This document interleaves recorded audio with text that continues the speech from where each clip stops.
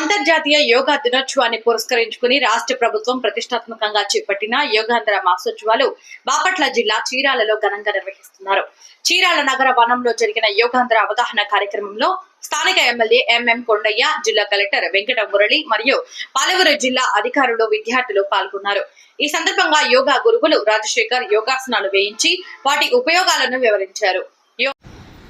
యోగా సాధన చేయడం వలన ఎన్నో లాభాలు ఉన్నాయని, యోగా ద్వారా మన ఆరోగ్యాన్ని మనమే కాపాడుకోవచ్చని ఎమ్మెల్యే కొండయ్య అన్నారు.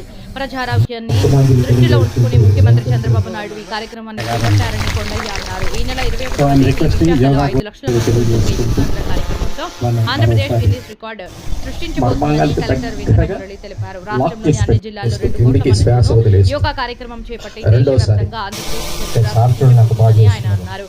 అలానే బాపట్ల జిల్లా కేంద్రంలోని సూర్యలంకలో 10,000 మందితో యోగాంధ్ర కార్యక్రమాన్ని చేపట్టారు ఆయన తెలిపారు.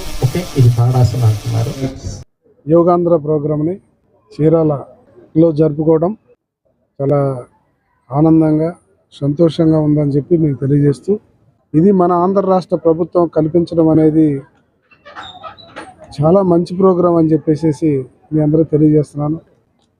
ఈ ప్రోగ్రాంను దూరదృష్టితో ఆలోచించి ప్రజలు అర్థం చేసుకుంటే ఇది వాళ్ళ జీవితాలకి, వాళ్ళ కుటుంబాలకి మంచిదన్నది కనపడుతుంది. ఇది భవిష్యత్ తరాలకి కూడా మనం ఇస్తున్నటువంటి ఒక గొప్ప శిక్షణ అని చెప్పి కూడా మనం చెప్పక తప్పదు.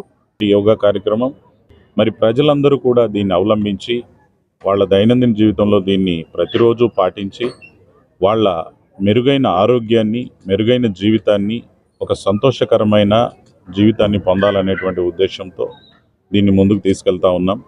అంతర్జాతీయ యోగా దినోత్సవం మర్నాడు విశాఖపట్నంలో పెద్ద ఎత్తున ప్రధాని గారి సమక్షంలో, ముఖ్యమంత్రి గారి సమక్షంలో 5 లక్షల మందితో గిన్నిస్ రికార్డుల్లోకి ఎక్కేటువంటి చారిత్రాత్మక ఘట్టం జరగబోతా ఉంది. దానితో పాటుగా అన్ని జిల్లాలలో 2 కోట్ల మందితో గతంలో ఉన్న గుజరాత్, రాజస్థాన్ల రికార్డులన్నీ తుడిచేసి ఆంధ్రప్రదేశ్ సరికొత్త రికార్డుని సృష్టించబోతా ఉంది. మరి మన జిల్లాలో జూన్ 21వ తారీఖున సూర్యలంక బీచ్లో 10,000 మందితో మనం ప్రోగ్రామ్ని నిర్ణయించుకున్నాం.